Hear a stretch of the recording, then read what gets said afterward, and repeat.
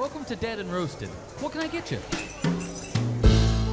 Imagine you're listening to your favorite Scary Stories podcast, and you're hearing a bunch of stories about haunted places, haunted museums, haunted flower shops, and then suddenly, bam, chupacabra story. Well, sorry people, because that's what's about to happen to you. Not that you're about to get eaten by a chupacabra or anything, but I'm going to share a random assortment of scary work stories with you, featuring haunted places and one particular scary chupacabra encounter. Enjoy. Before we begin, remember to send me your scary true work stories at eeriecast.com/submit and help us grow by following and reviewing Tales from the Break Room on Apple Podcasts and Spotify. And would you like a chance to help me regrow the lost hairs on my balding head? Well, the demons tell me for every pre-order of my upcoming new book, Creepy Campfire Stories, on Amazon or at creepycampfirestories.com, they'll let me have exactly one hair follicle back. And I know we probably need a New York Times bestseller on our hands before I see much progress, but hey, you'll be helping a brother out. That's Creepy Campfire Stories by Darkness Prevails. Thank you. Now, these are Tales from the Break Room.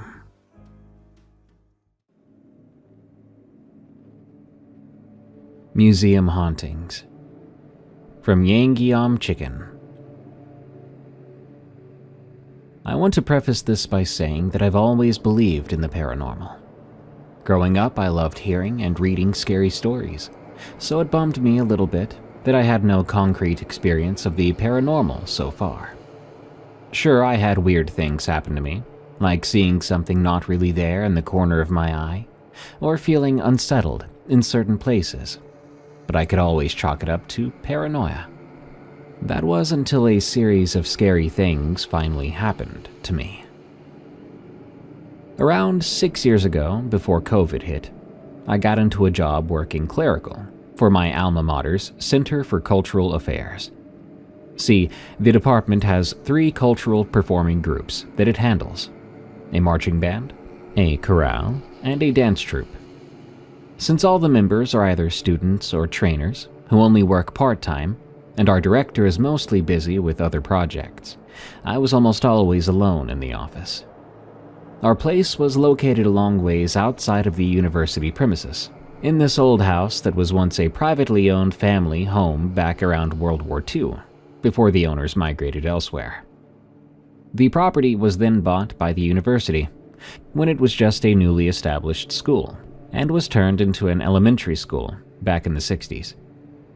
When the elementary department got relocated to its current building in the main campus, the house got abandoned for more than a decade before it was refurbished and was made into a mini museum that our department also manages.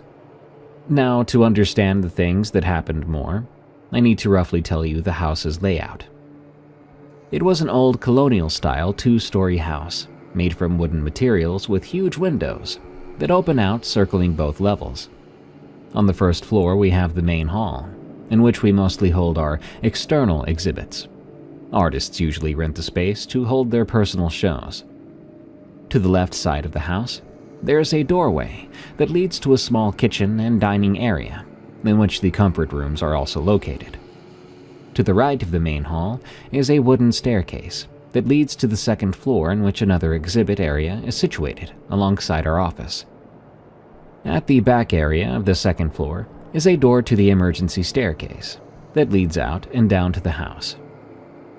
Nothing really happened when I first started working there, but every time I got introduced to a colleague at the university campus, they would always ask me if I've ever experienced anything yet in the house. It bothered me at the time, because it wasn't only 1 or 2 people saying that to me, but almost everyone who learned I worked in the museum has asked me the same exact question. But since I haven't noticed anything weird, I shrugged it all off and eventually forgot about it. Until things did start happening. My first encounter happened around a month after I got started. It was closing time, and the sky was starting to get dark. I've closed every window and door in the house, and I was on my way to go out the front door when I felt the urge to go to the bathroom. So I went back inside the darkening premises without bothering to turn on the lights, since I could still see a bit, and I proceeded into one of the bathrooms. Now, the bathroom was laid out so when you open the very creaky door, the toilet is directly in front of you, with a sink on the right side. I went into the small space and locked the door out of habit. I turned my back from the door to lift the lid of the toilet, and turned again to sit down only to face a very widely opened door. Now, as I said earlier, that bathroom door was so creaky, I could even hear it opening and closing on the second floor every time someone used it. But to my horror, I never heard a single peep at the time. I was also very sure I locked the door, like how I lock every bathroom door I've ever entered in my life. But this was wide open. In my panic, I blurted out loud, can I just use the bathroom real quick? Promise I'll leave as soon as I'm finished."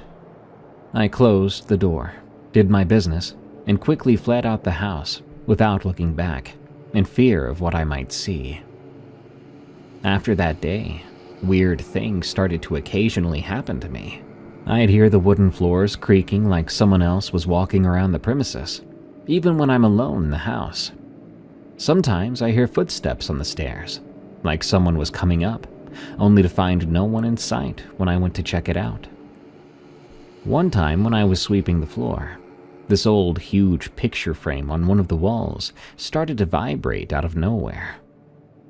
At first I thought maybe I somehow brushed it while cleaning, but seeing how heavy the thing was, it was impossible for it to vibrate unless I shake it hard.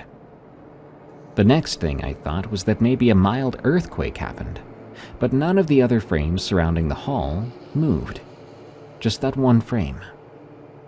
The most persistent of them all, though, is the unshakable feeling that I'm never alone in that house.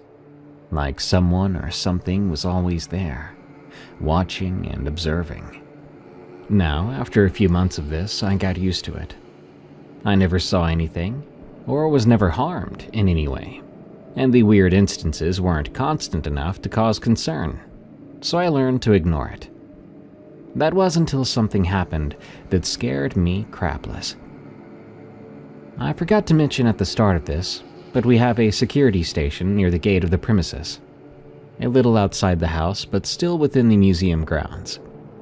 This one time I was so bored, I went to hang out with the guard on duty. She was a sweet lady in her late 50s, and we always got along well. While talking, she confessed something that made the hairs on my arm stand on end. Now, as I mentioned, the house has these huge windows circling both floors, and when you're at the right distance from them, you can be seen through it from the ground. She told me that the day before she was sitting down on her station writing on the logbook, when she mindlessly looked up to the second floor of the house and saw me in a white dress walking from one end of the windows to the other. Not even a minute later, she heard me laughing on the ground floor of the museum. So she looked down, and there I was, talking to one of the part-time staff visiting that day. I forgot what I was wearing at the time, but it wasn't a dress, and it was most definitely not white.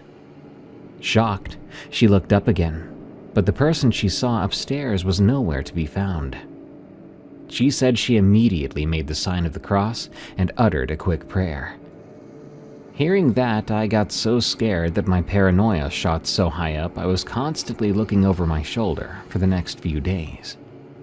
Unfortunately, or fortunately for me, COVID hit, and everything went on lockdown, so we worked remotely for months.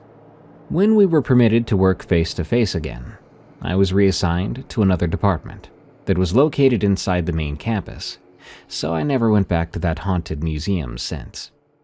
And I don't think I ever will. Not after learning that the entity residing there took on my face. Summer of the Chupacabra. From W.W. Winfrey. I grew up on our family farm in Chihuahua, about 2 hours south of Ciudad Juarez. It wasn't large by commercial standards, but to us children it seemed to stretch forever. 20 acres of hard work and family history. My father, Rogelio, inherited the land from his father, who had built the modest adobe house where I spent my childhood with my parents, my older brother Ernesto, and my younger sister Dulce. Our lives revolved around the seasons. We grew corn, beans, and chilies primarily, with a small orchard of peach and apple trees near the house. We also kept chickens, goats, and a few cattle that grazed in the eastern field. My earliest memories are of trailing behind my mother, Valentina, as she harvested vegetables, my small hands learning to test for ripeness, and my eyes watching for pests. By the time I was 12, I was expected to work alongside everyone else. Our house sat at the northern edge of our property, a single-story structure with thick walls that kept us cool in summer and trapped the heat from our wood stove in winter. Behind the house stood my father's workshop and the chicken coop. To the west lay the main fields, to the south the orchard, and to the east the grazing land and an old barn. Beyond our boundaries to the north stretched the land of the Morales family, who we rarely saw, and to the south, untamed desert scrubland that eventually rose into foothills. I was 15 during the summer that changed everything, the summer of 2006. That year had been particularly dry, and we had been working twice as hard to keep our crops from failing. Perhaps it was the drought that drove it to our farm. Perhaps it was something else entirely. Whatever the reason, that was the summer our peaceful existence was shattered by what my abuela Imelda would eventually insist was a chupacabra. The first strange occurrence happened in early June. It wasn't dramatic, just unsettling in a way I couldn't explain. I had gone to collect eggs from the chicken coop early one morning. Usually, the chickens would be clucking and bustling about, but that morning they were silent and huddled in the corner of the coop, trembling. I assumed a coyote or fox had been prowling nearby and frightened them.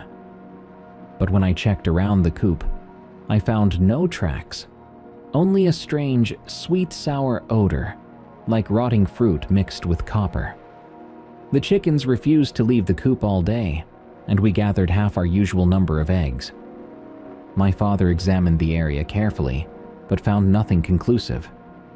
He suggested it might be a mountain lion passing through, though he seemed puzzled by the lack of tracks. That night, he loaded his old rifle and kept it by the door, just in case. Life continued normally for about 2 weeks. The incident with the chickens wasn't forgotten, but it faded beneath the constant demands of farm work. Then came the second incident, the minor one that we almost dismissed, but that later took on new significance.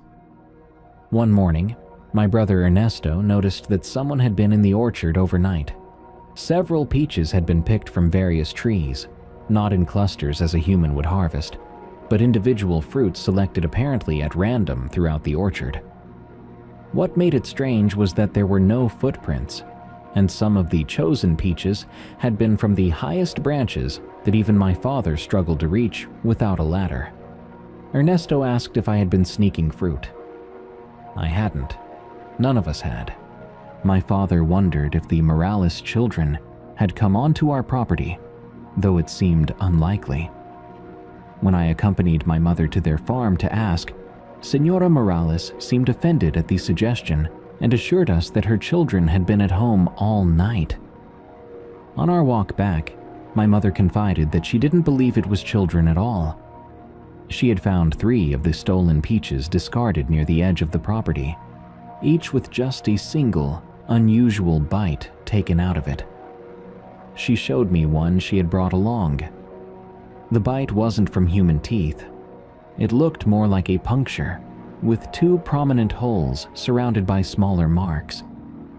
That night, I had trouble sleeping. The windows in my room faced the orchard, and I kept imagining shapes moving between the trees. The moonlight cast strange shadows, and every rustling leaf seemed to hide something watching and waiting. I finally fell asleep with my blanket pulled over my head, something I hadn't done since I was a little girl. The third incident occurred in mid-July, and there was no dismissing it as anything ordinary. We kept 10 goats at that time, including 2 new kids born that spring. They were kept in a pen adjacent to the barn at night, with access to the eastern pasture during the day. One morning, my father went to let them out as usual and found the gate to their pen hanging open. Inside, 7 of the goats were huddled in the corner, making distressed sounds I had never heard before, a high-pitched whine that raised the hair on my arms. 3 goats were missing, including one of the kids. My father called for Ernesto, and they set out to search the property, while my mother tried to calm the remaining animals. I stayed with her, and that's when we noticed the blood. Not a lot, just small, dark droplets leading from the pen toward the southern boundary of our farm, where the desert began. I asked my mother what could have happened. She said she wasn't sure, but her face had gone pale, and she made the sign of the cross when she thought I wasn't looking. My father and Ernesto returned mid-afternoon, grim-faced and exhausted. They had found the 3 goats almost a mile into the desert, or rather, they had found what remained of them. I wasn't allowed to see, but I overheard my father telling my mother that they had been drained of blood, with the same paired puncture wounds we had seen on the peaches, but larger and more numerous. There were no signs of the bodies being eaten, just systematically drained. The corpses were completely dry. That night, we locked all the animals into the barn, even the chickens. My father and Ernesto took turns keeping watch from the porch with the rifle. I watched from my window as they passed a thermos of coffee between them, their faces illuminated briefly when they lit cigarettes, a habit my father had quit years before, but resumed that night. The next day, my father drove into town and returned with heavy chains and better locks for all the outbuildings. He also brought back Tio Mateo, my mother's brother who worked as a ranger in the nearby national park. My uncle had experience with predators and knew the local wildlife better than anyone. He examined the remaining evidence, the strange tracks my father had found near the goat pen, the peculiar pattern of the wounds as my father described them. I sat on the porch steps, pretending to shell peas while listening to their conversation. My uncle said he had never seen an animal kill like this, not in 20 years of working in the wilderness. Mountain lions, wolves, coyotes, they killed to eat.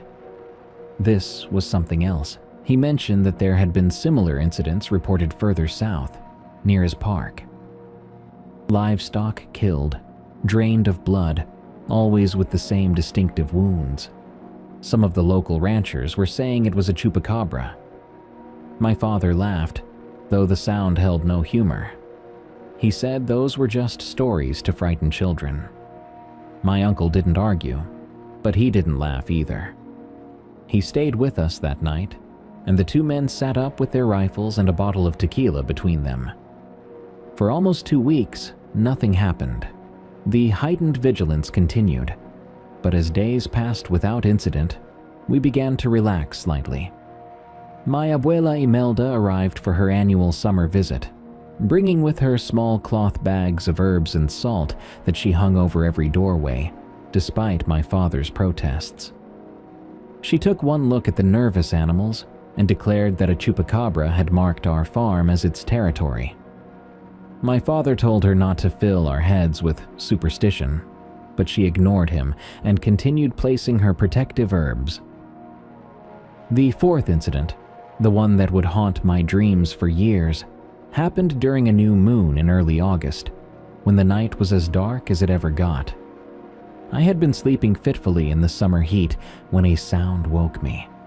A scratching at my window, like branches in the wind, except there was no wind that night, and no trees grew close enough to touch the house.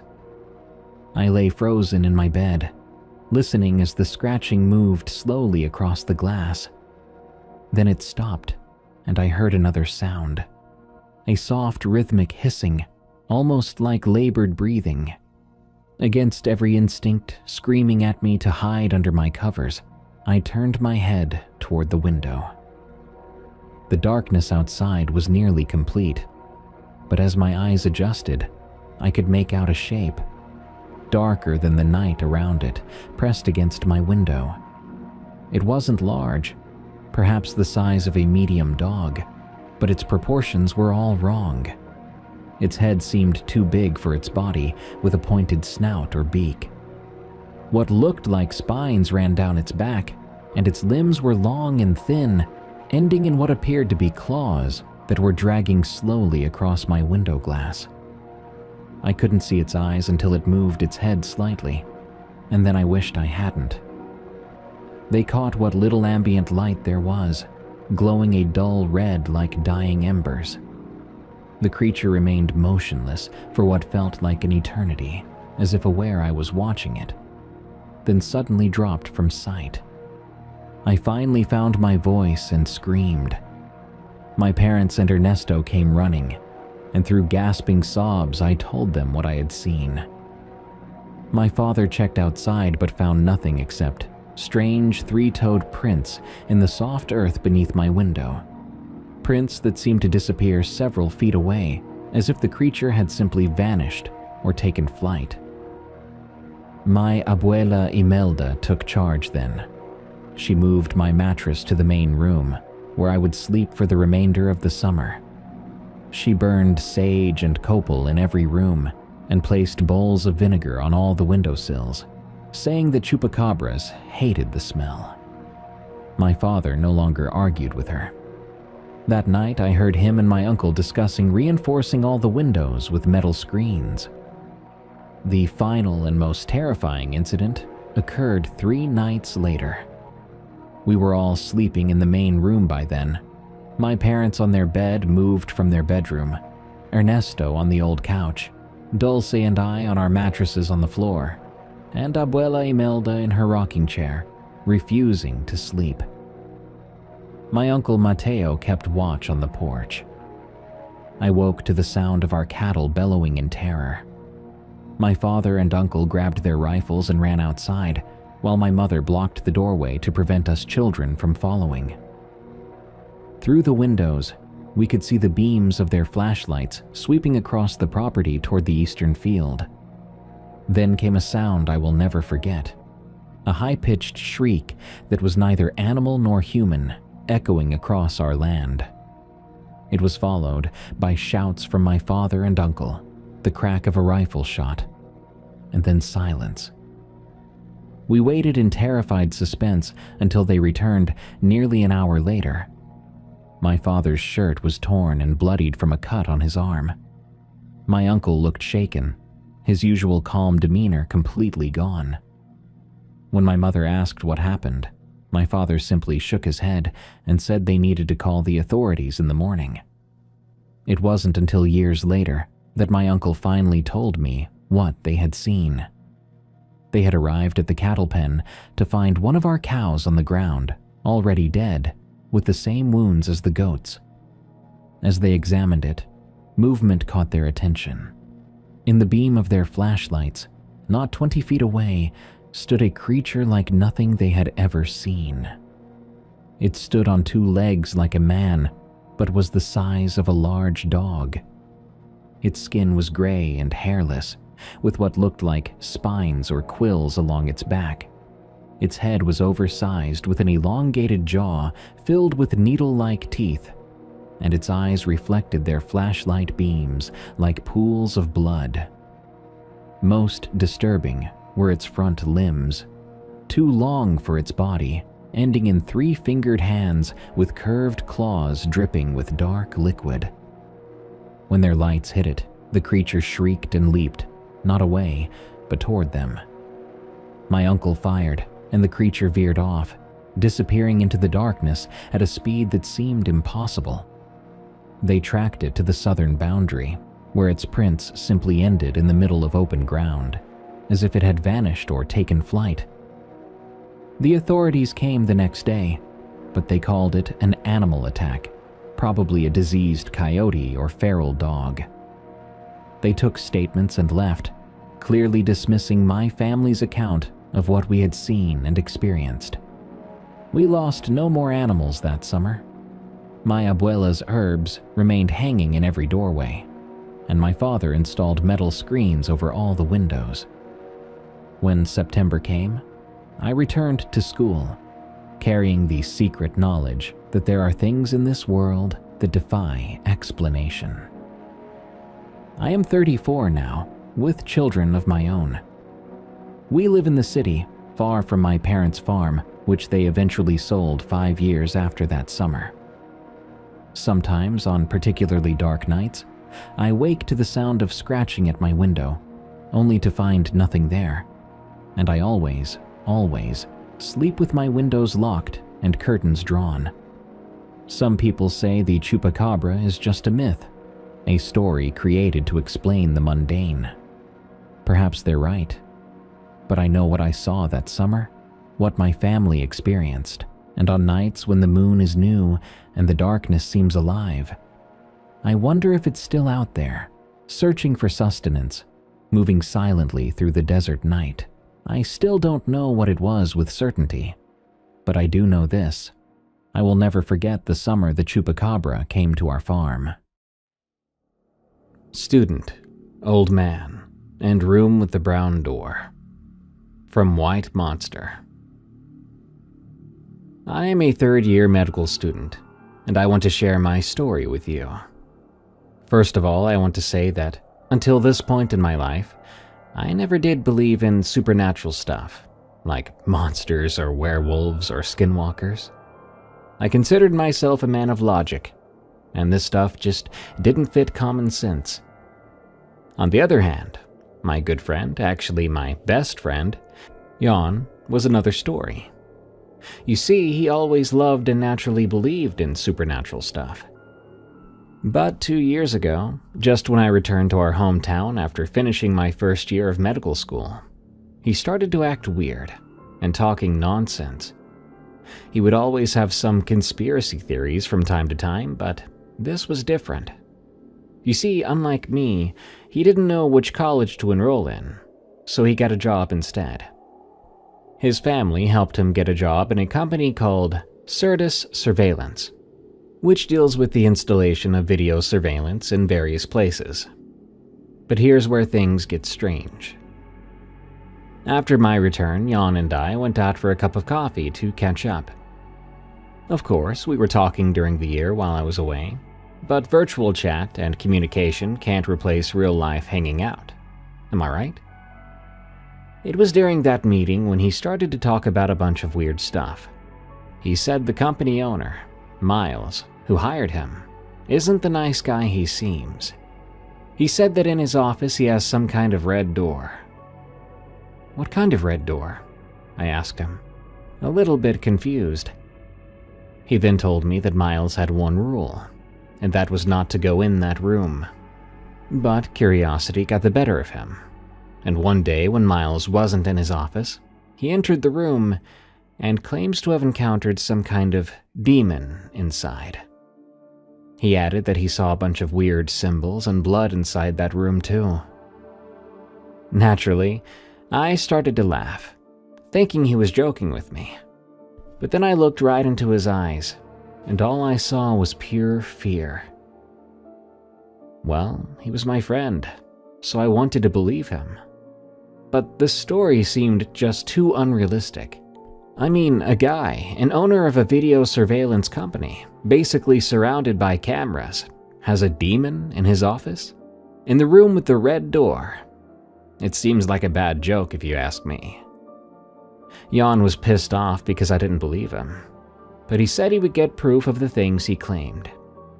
2 years went by after our conversation, and every time we talked after that, Jan would bring up some new theories about things he saw.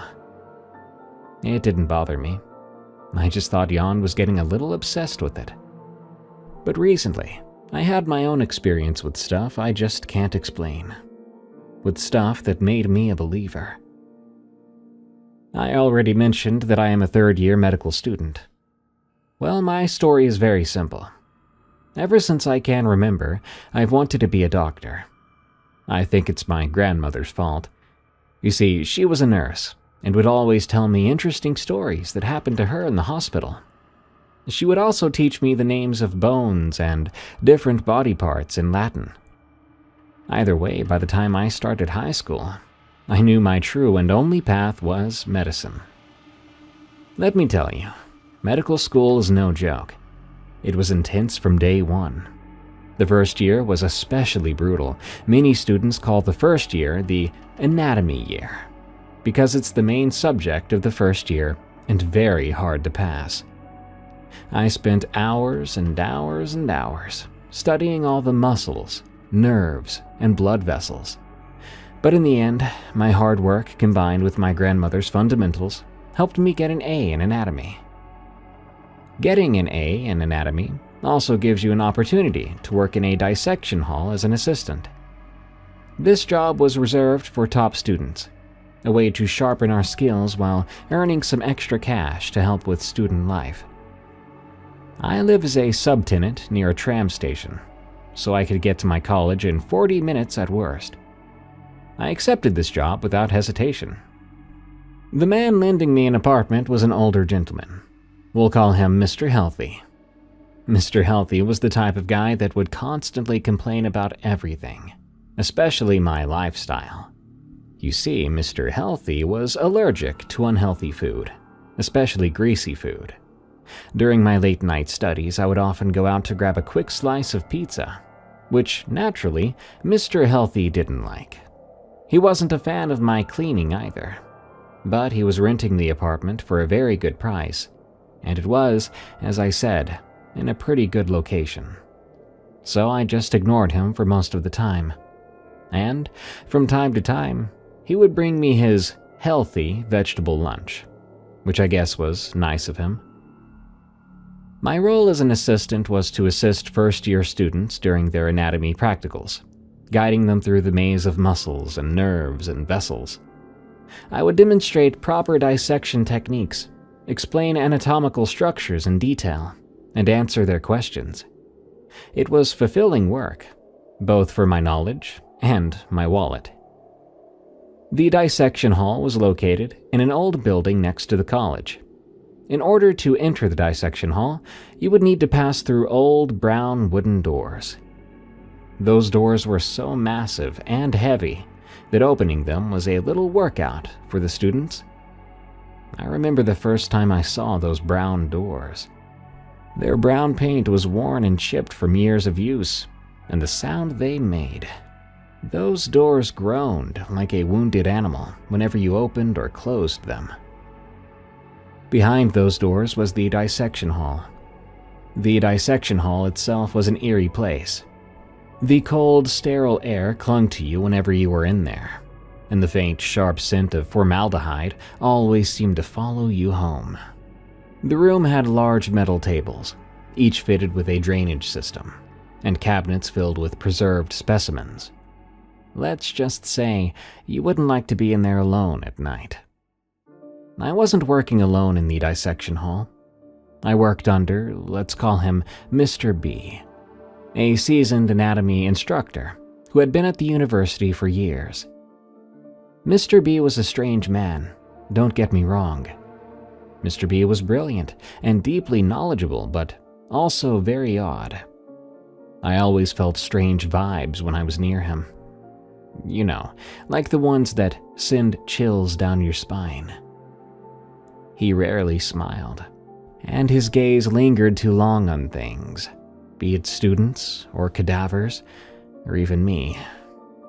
Once I caught him whispering to a preserved hand in a specimen jar, but I quickly brushed it off, linking it with my lack of sleep.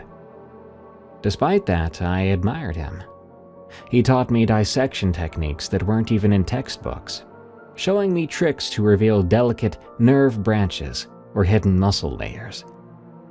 He made anatomy feel like an art form, and for that I respected him deeply. But on the other hand, his approach to dissection seemed a little weird. I'm not quick to judge, but getting so passionate about cutting dead bodies seems a little weird to me.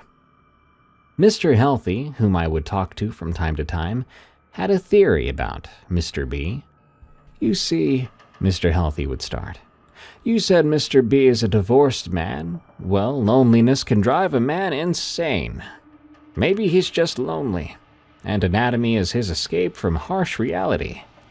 So listen to me, young man. Find a girl as soon as possible and marry her, understand? Here he goes again with his life advice, I thought. But, on the other hand, Mr. Healthy had a point. Mr. B was a divorced man pushing his 40s with no children. God knows if he had friends outside of work. Maybe anatomy and those dead bodies were his escape from real-life problems. Unfortunately for me, the strange vibes coming off Mr. B proved to be correct. You see, I wasn't always studying at my apartment. I would occasionally stay at my college's library. It had very comfy chairs, and I could use all sorts of books that they don't let students borrow, because they're rare and expensive. One could argue that in these modern days you can find everything you need on the internet, or just ask AI. But I am a bit of a bookworm. I like reading books and studying from scripts, so the library was my go-to place. One evening I stayed late in the library. I had an important test in pathology coming, and I wanted to be prepared. After I finally finished studying, I quickly got my stuff and left the college. But just as I was passing the old building with the dissection hall, I noticed that lights were on inside. Strange. What is Mr. B doing so late in there? Or is it just the janitor cleaning? I thought to myself. I was already starting to walk again to the tram station, located near the college, when curiosity got the better of me, and I decided to check it out. While I was approaching the building, I thought that Mr. B was probably just preparing the dissection hall for tomorrow's lessons, maybe organizing specimens, so I wasn't nervous about checking things out. As I entered the building, I noticed that those heavy brown doors leading into the dissection hall were slightly open, and there was a sound coming out of the dissection hall. I heard wet, squelching noises, like someone chewing on something thick and juicy. Curious to see what was going on, I approached the door, leaned closer, and placed my ear against the door. The sound was unmistakable. Those were flesh-tearing and eating noises, with occasional slurping sounds. I should have walked away. Every atom in my body was telling me just to get out of the building and pretend this had not happened. But we people are interesting beings. We are prepared to do almost anything just to satisfy our needs. In my case, my big curiosity. By this time, you can guess what I did. I peeked through a slightly open door, and what I saw behind those brown doors will haunt me for the rest of my life, and possibly even after.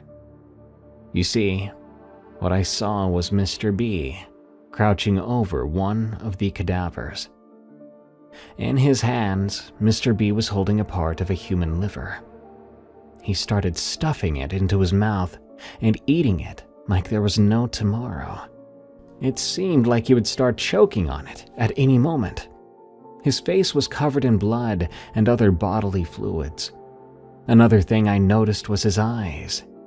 They lost all color and looked more gray, and his pupils were either extremely dilated or just gone, replaced by pure gray.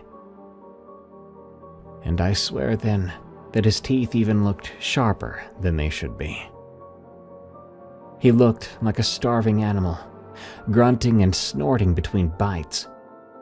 The corpse on the table, the one I had helped prepare just a few days earlier, was mutilated beyond recognition. The ribs were cracked open and organs lay scattered on the steel tray beside him. For the first few moments, I just stood there, completely frozen. I knew I had to run as far as possible from that place, but I can't explain what happened at that moment. I felt like fear took away my legs. I started breathing heavily, My legs started to shake as I could feel sweat dripping down my forehead. At that moment, I probably leaned too hard on the door, and the door creaked. A split second after that, Mr. B's head snapped towards me. I quickly hid behind the door, praying that I had not been seen. A few seconds after that, I heard him walking towards the door. I immediately started to run towards the exit of the old building and towards the tram station. Perhaps God was watching over me, because just as I reached the tram station, a tram arrived, and I entered. As the doors of the tram closed, I noticed a human-like shadow standing a few feet away from the tram station. As soon as I got off the tram, I started running, and I didn't stop until I reached my apartment. My heart was pounding so fast, I slammed the door shut and bolted every lock. I stood in the silence for what felt like hours before I finally calmed down. He couldn't have followed me. The tram is much too fast. I should be safe. He doesn't know where I live, I thought to myself. At that moment, Mr. Healthy came out of his room. "Dear boy, you finally came. Where were you? What happened to you? You look terrible." Just as I was going to tell him what I saw, someone had started to pound heavily on the door. I peeked through the peephole, and there he was. He almost looked like a zombie out there. Mr. B's body was covered in blood and parts of what I presumed were organ leftovers. "Who is it?" Mr. Healthy asked me. "Step back and call the police. There's no time," I shouted at him. Perhaps it was the tone of my voice or maybe the pure fear in my eyes, but Mr. Healthy didn't even try to complain, and he did what I asked. The pounding on the door stopped after about 5 minutes, and the police showed up quickly after that. They searched the university and questioned faculty, but Mr. B by then had disappeared without a trace. No one had seen him since that night. The dissection hall was closed for weeks afterward, and rumors spread among the students, though no one seemed to know the truth. The university quietly claimed Mr. B had left due to personal reasons. For weeks I was shocked, trying to logically explain what happened that night. Even Mr. Healthy wasn't easy. He even changed the lock on the door.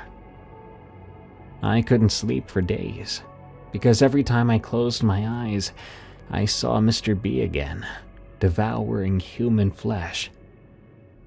This experience made me realize sometimes there are things out there that you can't explain, not with logic. Maybe Jan was right. Maybe he really did have an encounter with a demon. Maybe I'll give him a call.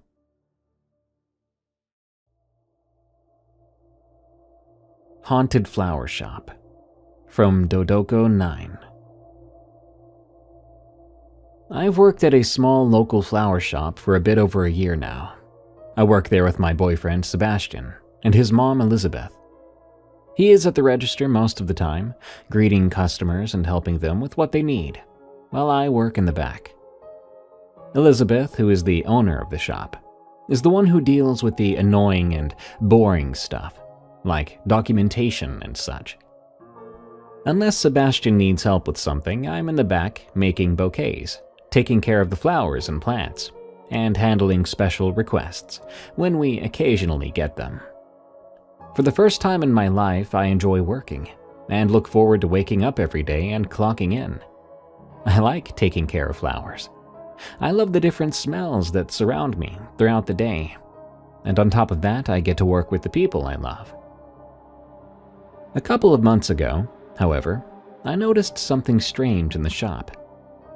When I would walk through the front of the shop and open the door to get to the back section, there would always be a certain smell that would linger there for a couple of seconds, just long enough for you to notice, before disappearing. Now, I know that smells in a flower shop are a no-brainer.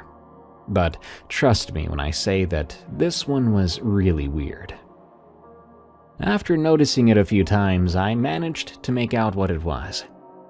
Balloon flower, or Platycedon grandiflorus, if you want to be fancy about it.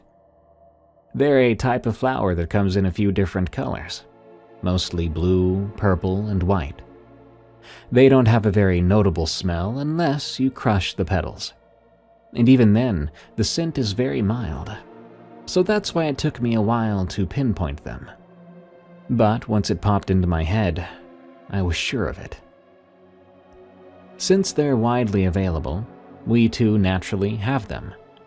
Near the very end of the back section sit a couple of rows of white balloon flowers, mostly bought for flower beds and rock gardens because of their unique shape. I pinpointed the smell, but there still wasn't an explanation as to why I was smelling them all the way here. I didn't think much of it, however. It was more of a mental note than anything else at the time. Over the next few weeks, though, I began to notice stranger things. I would feel a sudden chill in the air for a moment or two, would occasionally smell rot or decay, and overall, the whole vibe felt off. I noticed Sebastian looking weirded out too, and after talking to him, he told me even more strange things. Supposedly, he would often, at least a few times a day, catch the whiff of something burning from the back. At first, he always opened the door to check, but after a week of it happening, he began to ignore it. I was back there working after all, so if something was burning, I or Elizabeth would react before him, he reasoned. Things took a turn for the worse after that. Not just for our mental health, but for the business too. Soon, some of the flowers at the end of the back section and the displays at the very front of the shop began to rot and wither away, and unnaturally quickly too. Elizabeth would water the plants in pots at the front when she would come in first thing in the morning, and by the time Sebastian got everything ready and opened with the shop, some of the flowers would already be dying. I would leave for a break, and the flowers I was working on would look sickly and depressing. Elizabeth would start checking the flowers herself, looking at the buds, the soil, the boxes they arrived in, everything. But no matter how hard she looked, there would always be no traces of anything wrong with the flowers.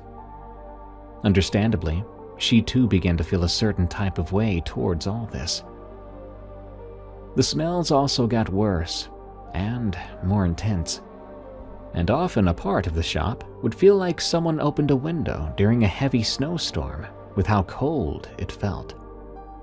But by far the creepiest thing was when Sebastian told me he thinks he's hearing someone talking. He said he would hear a hushed voice when the store was quiet.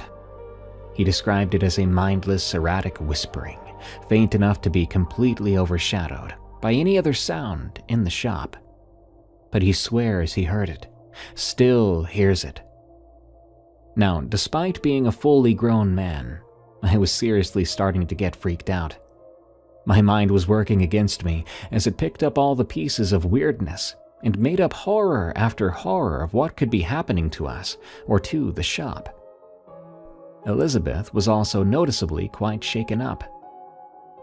Despite swatting away any and all topics of the supernatural with a laid-back, unserious remark in past conversations with us, Elizabeth was, in truth, deeply aware of what lurked beyond the veil, you could say.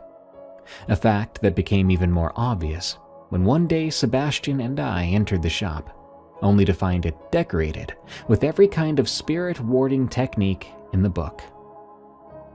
Different kinds of black and purple and white crystals accompanied the flower pots on the windows and the front of the shop, paper sigils and chants plastered on the wooden coffered ceiling. Rosemary and thyme were hanging from every spot they could, and the back portion of the shop was decorated with some kind of cloth balls that were around every corner. Sebastian protested weakly, saying that this was stupid and overkill. But his words didn't have any bite to them. He probably secretly wished it would help somehow. And I felt the same way. And it did work. I don't know how or why, but ever since then the place returned to its old self again. No more weird smells, no more cold spots, no whispering, nothing. As I said in the beginning, this all took place a couple of months ago. And so far afterward, everything is going swimmingly. I just hope it continues like this.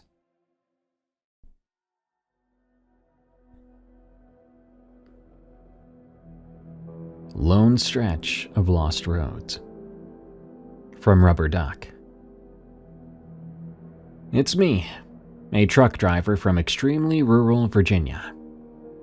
I recently got asked to help the post office of Pounding Mill to help deliver some of their heavier packages, and the boss cleared the job. Guess who was fortunate enough to do it? Me. Yeah, me. Who definitely hadn't been busy doing absolutely nothing in the depot, twiddling my thumbs and waiting for anything to come in from dispatch. Gizmo was safely in my cab, probably sleeping away as he usually does when it comes to these late night into early day shifts. I liked this time of night. It was silent except for the crickets, owls, and bats. The melody of the night had always been my favorite, a relaxing backtrack to the lonely roads that wound through those mountains.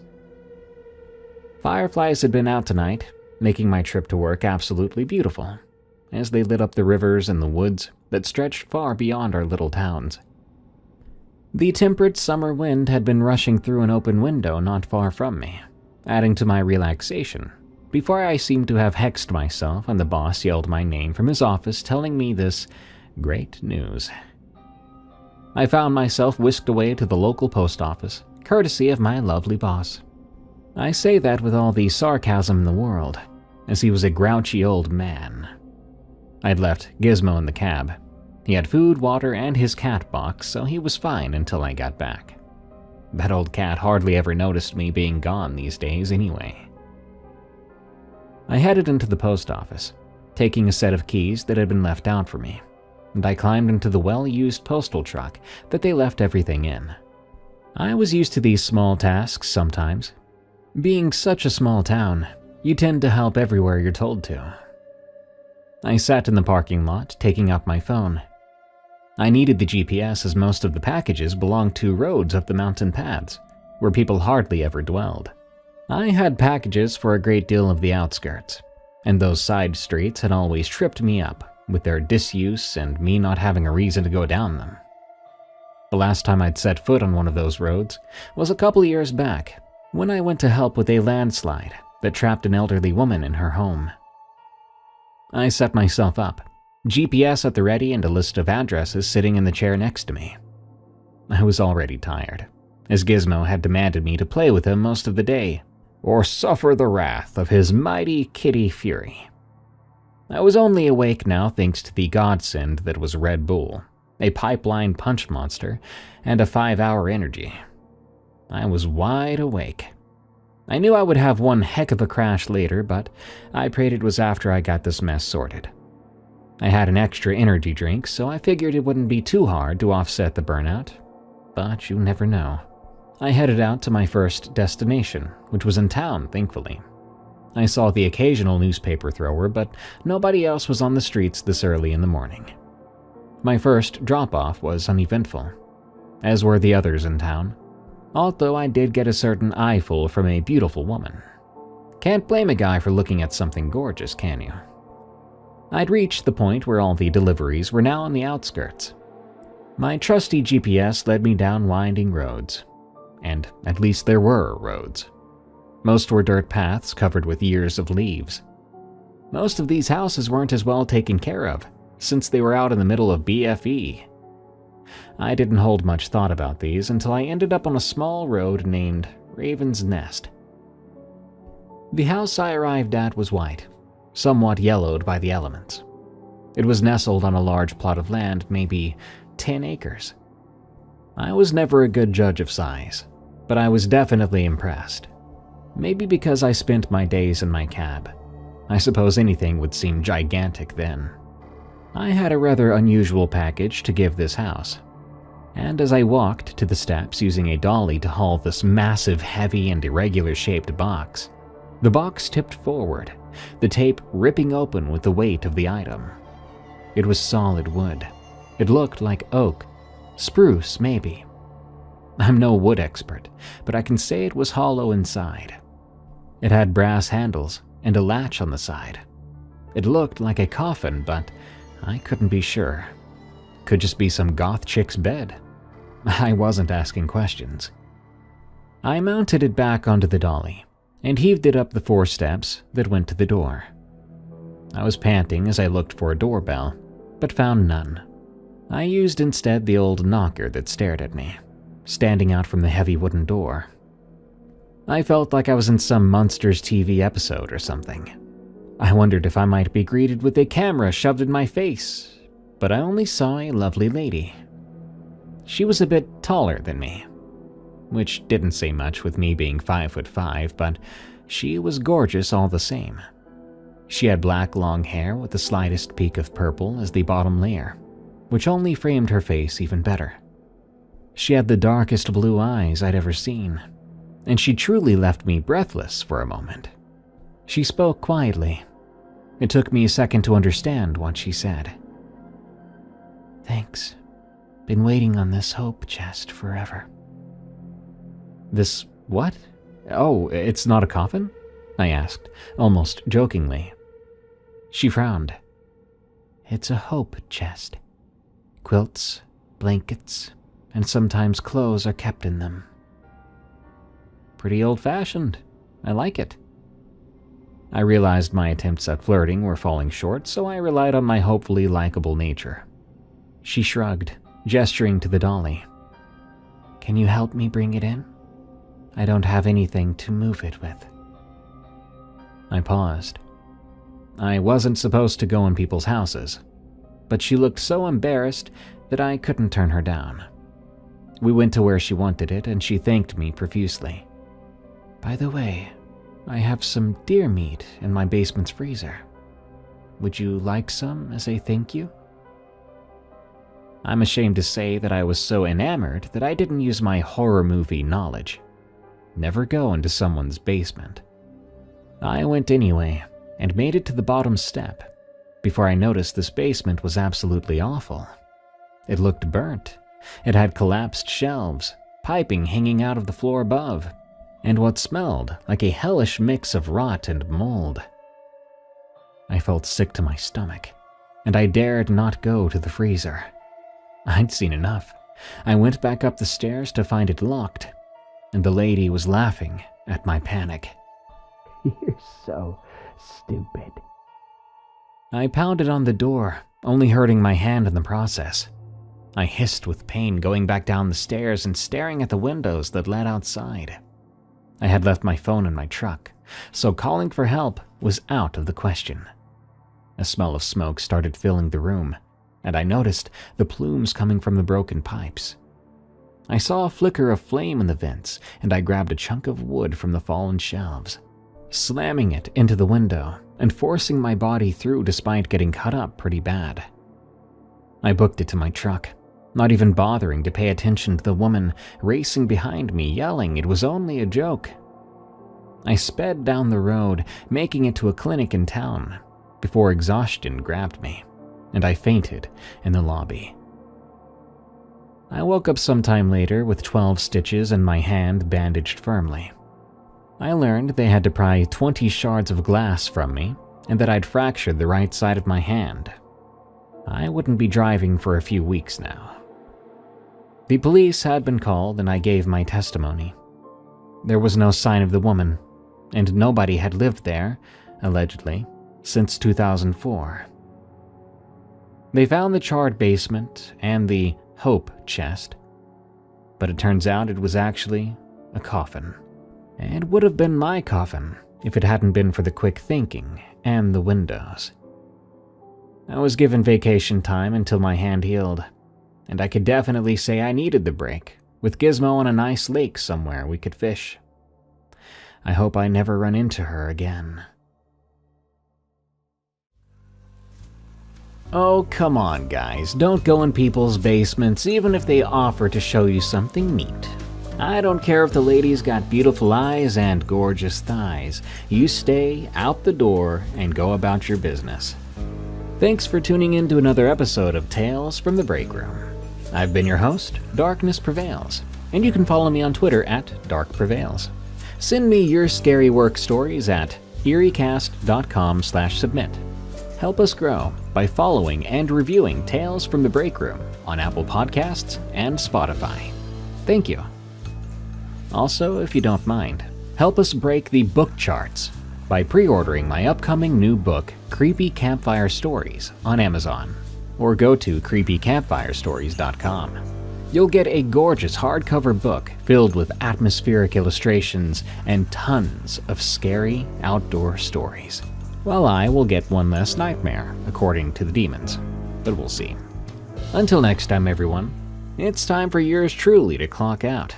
Because if I have to pay the government $1 more in taxes, oh God.